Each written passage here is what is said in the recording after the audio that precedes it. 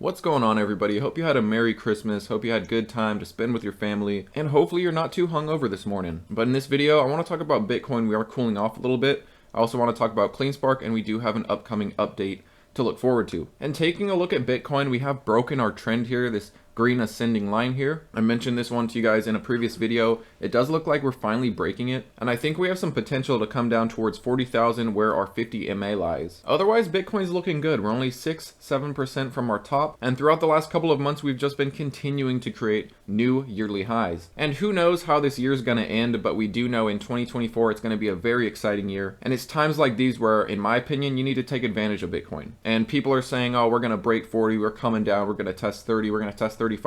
What if it doesn't happen? Of course it can happen, but in my opinion, it's a great time to be adding on these red days just in case we don't pull back all that much. And you have to consider, back in 2020, we're almost at the same point where we saw that V-shaped recovery and we lost about 50% of Bitcoin's value before it jumped right back up and went to new all-time highs. And now this cycle I think is going to play out much differently. It's going to be more comparable to the 2016 cycle, maybe the 2012 cycle, but I don't expect a 50% retracement for Bitcoin, barring another black swan event like we saw in 2020. So these pullbacks are dip buy opportunities and they will continue to be moving forwards. And in my opinion, it's the same story for Cleanspark. Any pullbacks here, like a 5% down day, is a great chance to buy. And we can argue till the cows come home whether or not Cleanspark's going to fill its gap. In the end, the market will decide that. We have no control over whether or not it fills the gap. We just have to be prepared and have to be open to that possibility.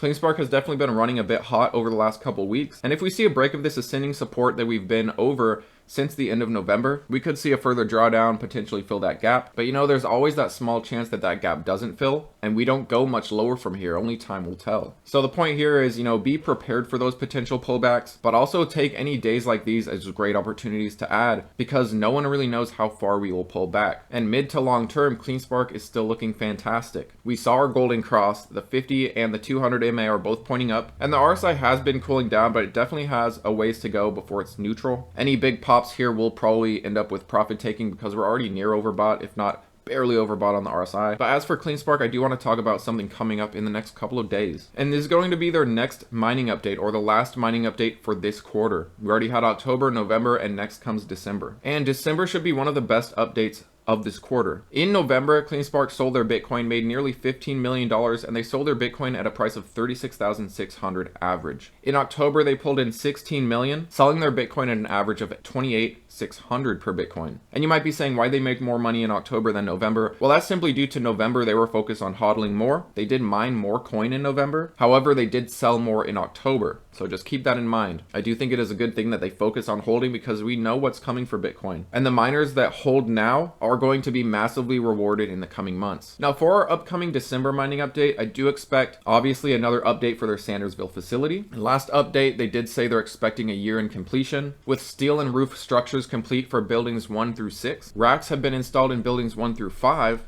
And the last two buildings, buildings 7 and 8, are currently under construction. I do expect in our next mining update, we'll hear that some of these sites are actually running and hashing. And I do expect in our update, we're going to be at an exahash higher than 10.08. And also, as for efficiency, we should see these joules per terahash come down, which means more efficiency. They are going to be adding more efficient machines to their Sandersville facility, and that should bring their joules per terahash down overall. But let me know what you guys are expecting for Cleanspark's upcoming mining update. Keep an eye out for it. It should be coming within the next couple of days. And the average price they should sell their Bitcoin at will be anywhere from $40,000 to $45,000, because in December, that's pretty much the range we were at for Bitcoin throughout the whole month. Now, I'm really curious if they focus on hodling more compared to November. So maybe we see less Bitcoin sold this month. However, I do expect to see more Bitcoin mined overall. So we will hopefully see that they added considerably to their hodl balance, while also selling a little bit of Bitcoin to keep operations going. Now, I did want to give you a quick update on Sphere 3D. I did add a little bit today on this red day. I'm expecting a little pullback here, especially if Bitcoin keeps heading down towards 40. Very likely that we fill our gap here right around 195, which also would give us a potential bouncing point